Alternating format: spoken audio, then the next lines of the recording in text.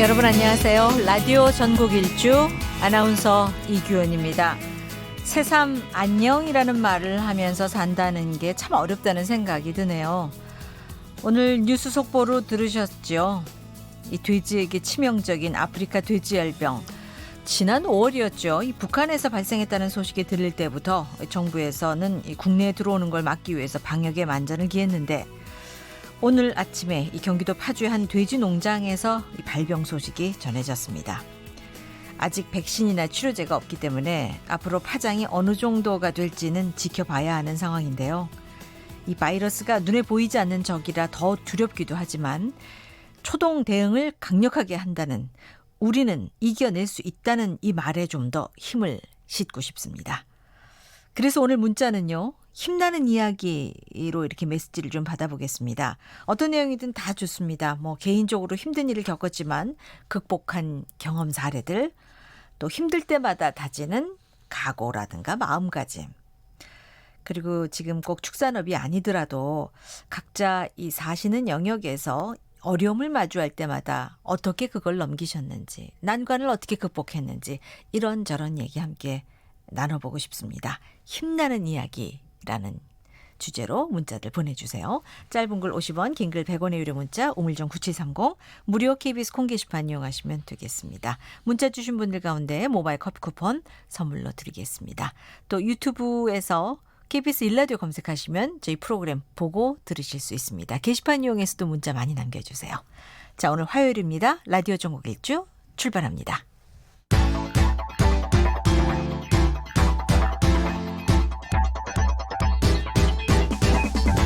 대한민국 구석구석 동네방네 이모저모 전국이 가까워지는 시간, KBS 일라디오 라디오 전국 일주.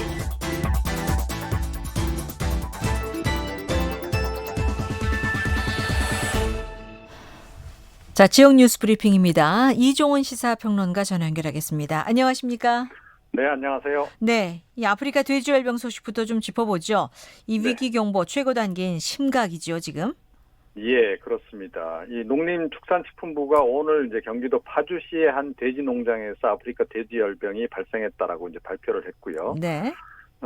지금 어제 오후 6시께 어미 돼지 5마리가 죽으면서 이게 확인이 이제 된 거고, 그렇죠. 그 이후에 농림축산검역본부가 정밀 검사한 결과 이제 양성으로 확진 판정이 나온 겁니다. 우리나라에선 처음 발생하고 한 거고, 그런데 네. 이 질병이 치사율이 이제 100%에 달해서 돼지 흑사병 이렇게 불리거든요. 80에서 한 100%. 예. 그렇습니다. 그래서 백신도 없고, 그러니까 살처분 말고는 달리 이제 처리 방법도 마땅히 없습니다. 이 지난해 중국 쪽에서 이제 많이 발생해가지고 상당히 좀 많이 알려지기도 했었는데요. 네. 그 이후에 이제 베트남, 미얀마, 몽골 이런 데를 다 거쳤고, 지난 5월 30일에는 북한에서도 발생을 했습니다. 기억하시는 분도 있으실 텐데, 그 당시에 사실은 이낙연 국무총리가 DMZ 쪽으로 이 북한에서 멧돼지, 야생 멧돼지 넘어오는 거 막아야 된다라는 말씀도 하시고 했었어요. 그렇죠. 예, 그래서 이렇게 북한 쪽에서 넘어온 야생 멧돼지가 원인이었는지, 또는 이제 그 조금 전에 말씀드린 이런 그 여러 아시아 국가들 그 여행객을 통해서 감염이 됐는지 아직 구체적인 감염 경로는 확인이 안 되고 있습니다. 네.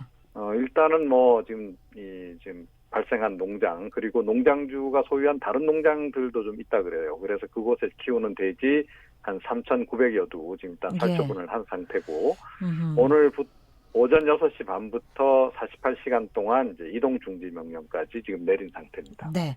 이 전염 속도가 구지역보다는 좀 느리다고 하는데, 그리고 네. 또 공기 전염은 아니라고 하죠. 그렇기 때문에 이 농장에서 방역도 좀 철저히 하고 외부 차단만 잘해도 이 초동 대응에 좀 성공할 수 있다라는 얘기도 하는데, 그런데 이 해당 농장이 최근에도 이 돼지를 좀 반출한 것으로 알려졌거든요. 괜찮을까요? 예, 그렇습니다. 이제 그 부분이 조금 이제 우려가 좀 됩니다. 그러니까 이 아프리카 돼지열병 잠복 기간이 3일에서 최장 21일로 지금 알려져 있습니다. 예. 자, 그러면 이제 어제 이제 발견이 됐으니까 이 사체가 이제 그걸 기준으로 보자면 한 20일 전쯤에 이미 감염이 됐을 가능성이 있는 거 아니겠습니까? 네. 자, 그러면 이제 그 사이에 이 농장에서 돼지 반출이 이제 없었느냐? 아니다라는 거죠. 한 4차례 정도. 그 인천시의 한 도축장으로 반출이 지금 진행이 된 것으로 이렇게 전해지고 있습니다. 네. 보통 한 차례 반출할 때 한 40마리 정도 이렇게 반출한다 그래요. 예. 그러면 한 160마리 정도 이렇게 반출됐을 것이다 이런 추측이 좀 나오고 있고 아하. 이렇게 되면 또 도축장에서 그렇게 오래 안 두지 않습니까? 예. 하루 이틀 이렇게 지나게 되면 바로 이제 판매가 된다는 거예요. 그래서 시중에 유통됐을 가능성도 지금 굉장히 높다고 합니다. 네.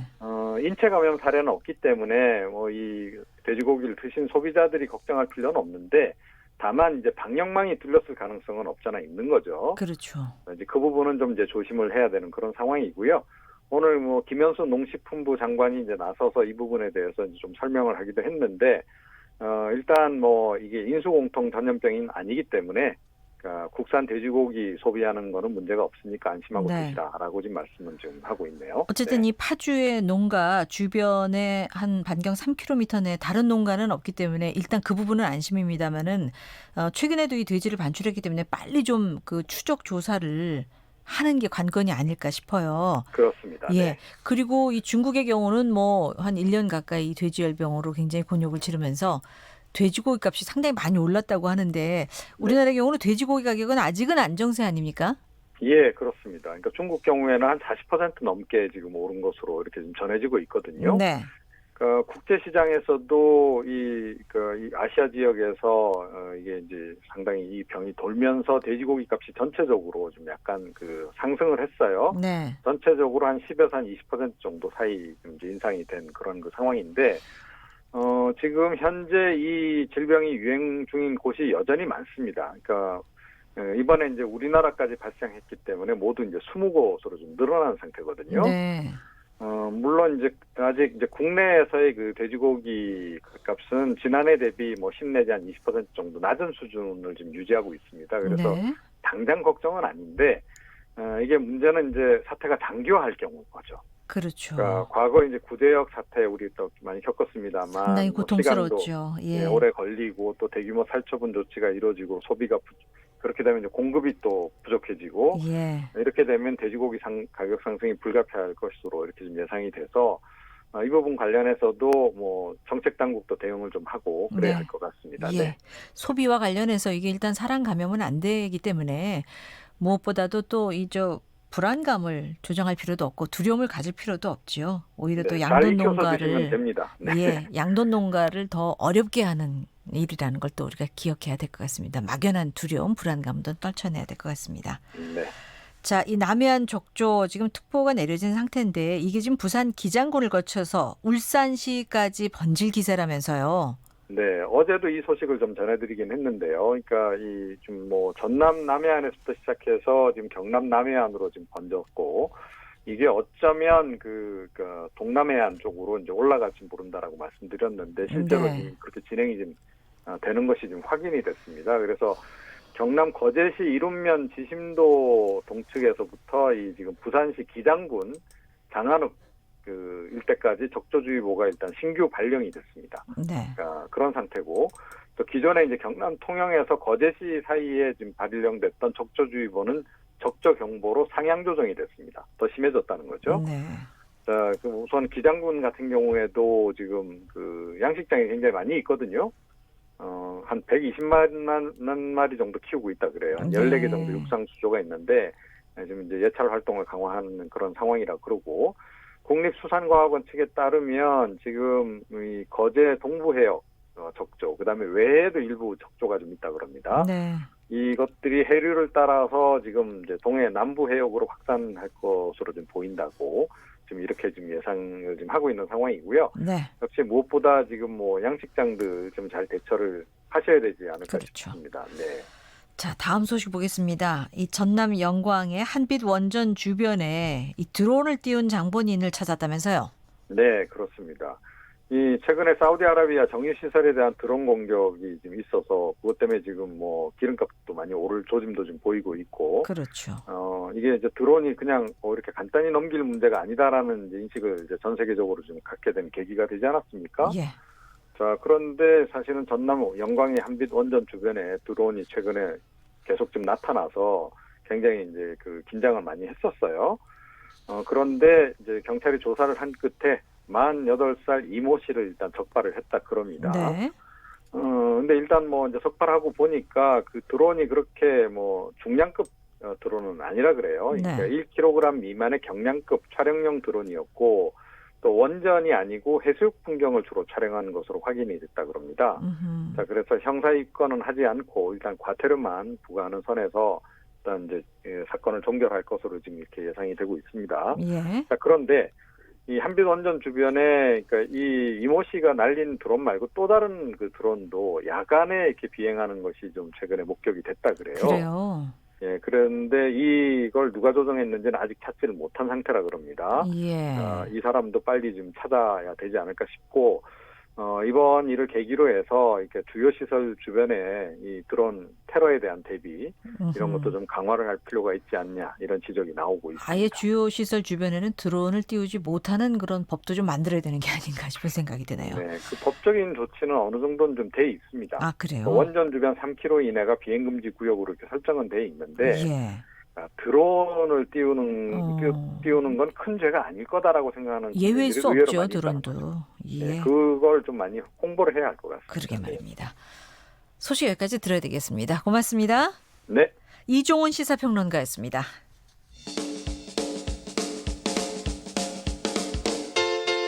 부산, 창원, 대구, 광주, 전주, 대전, 청주, 춘천, 제주, 울산, 진주, 안동, 포항, 목포, 순천, 충주, 강릉, 원주.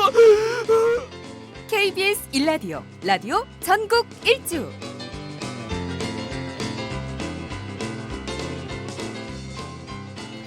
국내에서 이 처음으로 아프리카 돼지열병이 발병했다는 소식도 그렇고 지난주 추석 연휴 뒤끝으로 오늘 월요일, 어제 월요일, 오늘 화요일 왠지 벌써 지쳤다는 분들도 좀 많으신 것 같습니다. 그래서 오늘은 힘나는 이야기를 메시지로 받고 있거든요. 어떤 이야기든 좋습니다. 함께 나누면서 좋은 기운을 좀 이렇게 서로 나눠 가지면 괜찮겠다라는 생각으로 문자주를 정했어요. 힘나는 이야기인데요. 김갑순 씨 애청자시죠? 칠곡군 사람들 리더입니다. 10월 11일부터 13일 칠곡 세계 평화대축제가 열린다고요? 가을 여행 칠곡군으로 놀러오세요 라고 하셨습니다. 유주환 씨, 이 바이러스 관련 뉴스 나올 때면 충남 공주에서 농사 짓고 계시는 부모님 생각에 가슴 철렁합니다. 하지만 위기일 때 더 큰 힘을 발휘하는 게 우리 민족이지 않습니까? 다 같이 힘내면 좋겠다고 하셨고 2991님, 사료 운반 차량이나 도축장 운반 차량에 바퀴에 묻은 세균은 어쩌죠? 세균기가 있을 리도 없고 조심하는 수밖에. 수의사 차량 역시 조심하셔야 될 것 같습니다. 예. 김경숙 씨, 아프리카 돼지열병 넓게 퍼지지 않고 농가에 아무 피해 없이 빨리 끝났으면 좋겠다고 하는데 그러기 위해서는 또 많은 분들이 협조를 해야 됩니다. 이 초동 대응을 잘해야 되겠죠. 차단을 막는 게 급선무입니다. 이우철 씨, 걱정거리가 생겨 불안해지면 잠깐 힘들지만 잘 될 거라는 낙관적인 생각을 합니다. 그러면 신기하게도 생각한 대로 대부분 잘 해결이 되더라고요. 긍정적인 사고방식이죠. 잘 될 거야, 괜찮을 거야. 이렇게 스스로 마인드 컨트롤을 하실 그런 분인 것 같은데 저도 경험하면서 많이 느낍니다. 이우철 씨 모바일 커피 쿠폰 선물 드리고요. 9082님, 돼지 살처분 하는데 지하수에 흘러 들어가면 사람한테 해가 없다지만 만약 지하수에서 돼지열병 균이 이렇게 흐르고 그 물을 마시게 되면 이게 또 상당히 걱정이 된다고요. 이 돼지열병 방역에 나라에서 만전을 기해 주기 바란다는 문자를 보내오셨습니다. 자, 물론 뭐 그럴 가능성이 있을까요? 근데 그게 우리가 앞서 제가 말씀드렸죠. 괜한 두려움, 불안감이 우리 양돈 농가를 더 어렵게 한다는 거. 이 부분을 우리가 좀 기억해 둬야 될 것 같습니다. 자, 문자 주시기 바랍니다. 힘나는 이야기 우리 양돈 농가들에게도 좀 격려를 주시고 또 여러분들 살면서 지쳤을 때 어떤 생각을 하면서 기운을 다시 북돋고 계신지 이런저런 얘기 함께 나눠주시기 바랍니다. 짧은 글 50원, 긴 글 100원의 유료 문자 우물정 9730 무료 KBS 콩 게시판 이용하시면 되겠습니다.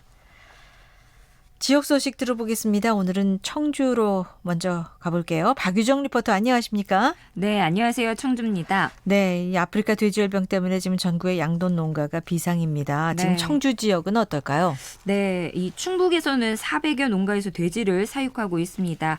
다행히 도내 돼지 사육 농가는 파주 발병 농가와 역학관계가 없는 것으로 확인이 됐습니다. 네. 하지만 예방을 위해 총력을 기울이고 있는데요. 이 충북은 차량 이동 제한과 임상 관찰에 집중하고 있고 축산 농가 모임을 전면 금지를 하고 네. 소독도 강화하고 있습니다. 네.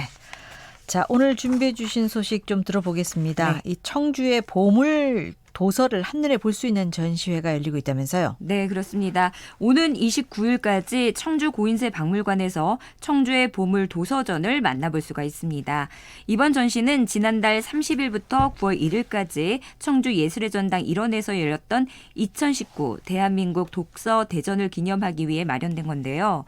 독서 대전에서는 시민 독서 동아리 팀이 준비한 작가의 열정과 그 외 여러 가지 프로그램들이 사람들에게 눈길을 끌며 성황리에 막을 내렸습니다. 네. 이번 청주의 보물 도서전은 독서 대전에서 짧은 행사 기간의 아쉬움을 덜기 충분할 정도로 귀중한 자료를 모아 전시회를 열고 있습니다. 이게 어떤 자료들인지 참 궁금한데요. 네, 이 청주에서 간행된 역사적으로 의미 있는 자료들입니다. 이 고인세 박물관은 현재 6,000점 정도의 독서 자료를 소장하고 있는데요. 이 중에 보물이나 도에서 지정한 자료 32건을 모아서 처음으로 전시회를 통해 공개하게 됐습니다. 천년이라는 세월을 훌쩍 넘긴 자료들이기 때문에 종이는 누렇게 변해 있고 또 곳곳에 훼손된 흔적이 있지만 활자체와 내용을 보면 당시 지역의 문화생활과 청주의 인쇄출판 역사를 자세하게 알 수가 있습니다. 전시장에서는 학예사의 설명을 들으며 천천히 도서 자료를 살펴볼 수가 있고요. 네. 이 도서 자료에 대한 설명 짧게 담아봤고 이어서 관람객 얘기도 담아봤습니다. 네. 얘기 들어보시죠.